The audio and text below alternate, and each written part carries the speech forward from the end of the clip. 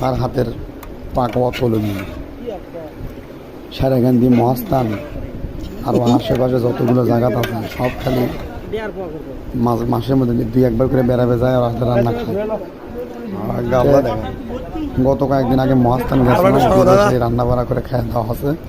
সগলির একই কথা করছে, মহাস্থানের মতো পাক শাক আর হচ্ছে না তোর হাতের। ওটিকের রান্নাটাই বেশ ভালো হয়েছে। দেখেন রান্না বান্না শেষ, আমরা সবাই মিলে খাবার করছি। প্রায় সকাল 12টা পার। ওই যে আমার চাচা, আমার ছাত্র দেখেন, আর অনেকগুলো চেংড়া বেঙানা মিলে সবজি মিলে খাবার করছি। সবাই ভাত লেছে পুরে পুরে। দেখো আমার ভাই বাবু সর্দার এখন সে তরকারি দিচ্ছে। সবজি কি প্রথমে করে যেহেতু গোস্ত বেশি, তাহলে এটি সবজি মিলে খাওয়া হোক আর বাড়ির জন্য আনা করে নেওয়া হোক।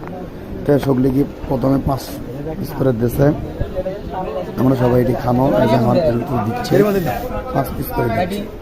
তো আলহামদুলিল্লাহ যা দিয়েছে এটি আমাকে খাওয়া দাওয়া হয়ে গেছে। খাইয়ে দিয়ে বাড়ির জন্য সবজি মিলে আবার আমরা ভাগ করে নিয়ে গেছি।